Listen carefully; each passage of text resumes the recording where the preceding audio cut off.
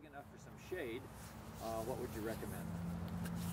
That's a tough situation. We get a lot of requests for fast-growing trees that aren't going to cause a lot of problems in the landscape, and we got to jump right back to the right plant, right place. You know, and back to the basics too. Understand now, as people, we grow, we get to a height, and we stop growing, and we live our lives, you know, the majority of our lives at that size.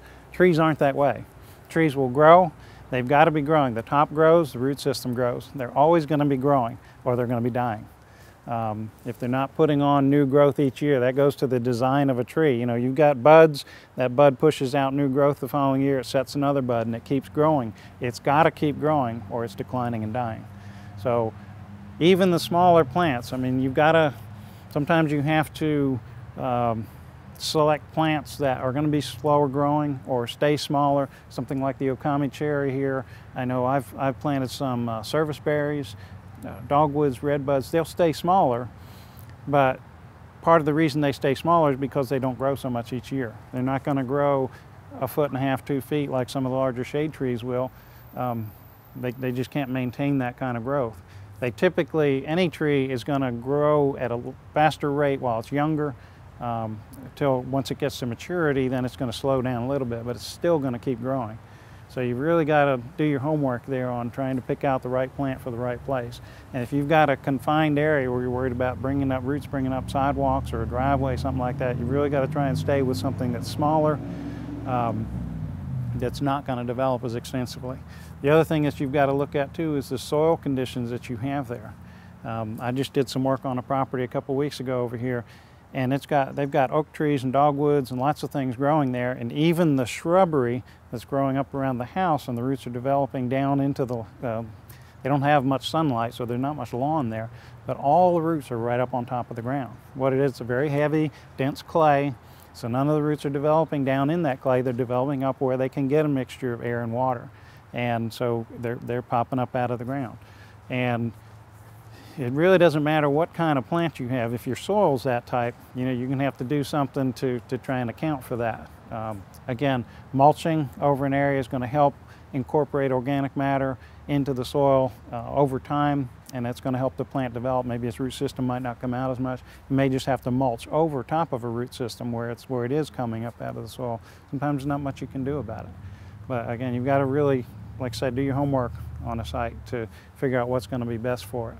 And sometimes you may have to make some adjustments. Maybe you can't put a large shade tree in there to get some of your big shade. You may have to stick with something that's more of an ornamental. In there, do you do that kind of thing, or is that still okay? That goes into the kind of the old school of tree surgery. We still deal with a lot of trees that have cavities in them, hollows in them. Again, I always try to go back to basics. Look at the tree, look at the structure of it, see how it's doing, see how extensive the decay is. Does it still have live roots and good healthy root flares that are going to support that tree? Again, the trees compartmentalize a lot of their wounds, their problems. So if it's walling off that decay and just growing around it, typically your cavities are going to be in what was heartwood of the tree, the center wood of a tree, which is technically dead wood. It's not functioning wood for the tree. Really, the only the point that it serves is really to support the tree to some extent, but most of the support of the tree comes from the sapwood where it goes down into the root flare. And so that's why I always talk a lot about root flares and looking at the tree, see if it's got enough healthy roots, because that's what's going to hold it into the ground. If you've got good root flares on pretty much 4 sides and you've just got some small cavities in there, it's probably not going to affect the tree very much. Actually, I've been married 21 years now, and for a good portion of that, my wife and I visiting her parents' house here in Lexington, and they've got a hickory tree that the entire time I've been going there, it's had cavities in it from different sides that you can actually see through the whole tree. And it was one of the first trees my mother-in-law said, "We've got to cut this tree down." And I said, "Why?" It's leaning away from the house, it's out in the woods, it's not really hurting anything. And for almost 20 years now, that tree's been growing on. You can still see through the trunk of it, but the callus is creeping in and covering over those wounds more and more each year. Never had a problem with it. The tree's never fallen, never lost a limb, and no reason to cut it down.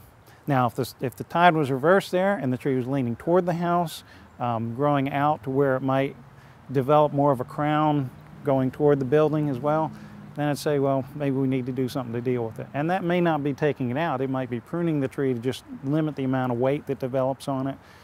We do that a lot of times anyway with trees that are growing over buildings. You might just do some pruning, take some weight off of them so there's not much chance of it coming over onto a building. But cavities per se, that's just the tree's way of dealing with the problem. Decay is going to go through wood. If they can wall it off and keep it from spreading out into the live, healthy wood, then the tree's going to be fine. It's going to live on. Or is it put on top? Any kind of fertilizer is going to help the tree. I mean, they need nutrients. Personally, I don't like to do a lot of over-fertilization. Again, going back to mulch that I was talking about putting around a tree, if you can mulch an area underneath the crown of a tree, you're going to have some natural decomposition and natural fertilizing of the soil. Tree spikes are okay. They're one way to get the nutrients down in the ground. I remember years ago hearing a tree physiologist talking about that, and you put a spike. Years ago we used to drill holes and pour granular fertilizer down in the holes. If the tree roots grow in through the center of that fertilizer, they're probably going to die because it's just so concentrated. If they grow near it, it might stimulate them, they might grow better, they're going to get nutrients from it. If they're out away from it where that really hasn't moved through the soil, it's not going to benefit them much at all. So if you get a good distribution with that, it's okay. I'd almost prefer just doing a broadcast granular type of fertilizer. Again, we're getting our suburban lifestyles here where most times you've got a lawn there and you put fertilizer down the ground, your lawn's going to get it before your tree ever gets it. If you have a mulched area down there, you can add some granular fertilizer and it's going to work its way down into the soil and benefit the tree. And even years ago when I first started learning about tree work, there was a school that, when we drilled those holes in the ground, we might put holes 2 feet down in the ground. Well, most feeder roots aren't 2 feet down in the ground. Most feeder roots are 6, 8, 10, 12 inches into the ground. And a lot of that fertilizer was that deep. It's not going to work its way back up in the soil. If anything, it's going to leach down over the years and down into the soil. And it's not benefiting the tree at all. So I would much rather do it in a mulched area, do a broadcast that's going to work its way down the soil. The roots are going to pick it up that way. Keep it going as far as tree goes, long-term growth is what we're trying to encourage.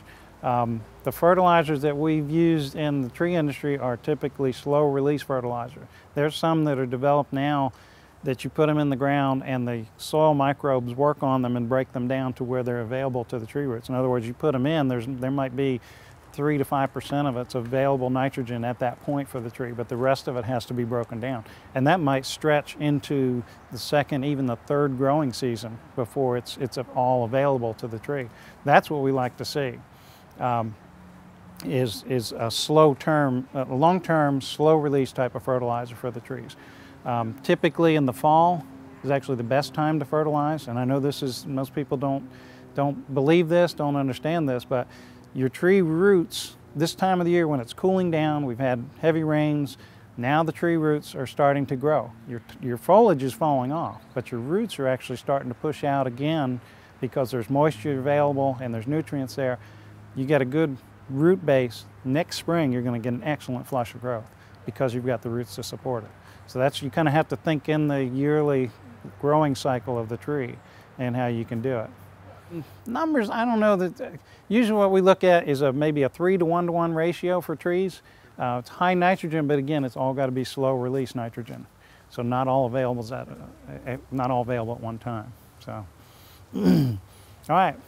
I appreciate you all coming out, braving the weather today, and I enjoyed talking with you. And I'll be around for a while. I've got business cards. If anybody wants me to look at specific trees, I can do that. And any questions you might have afterwards, I'd be happy to answer them. Thank you.